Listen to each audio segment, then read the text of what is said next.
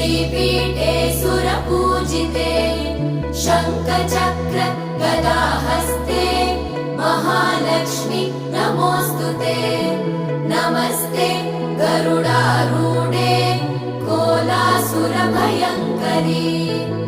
सर्वपाप हरे देवी महालक्ष्मी नमोऽस्तुते महादेव्यै च विद्महे विष्णुपत्नी च धीमहि तन्नो लक्ष्मी प्रचोदयात्।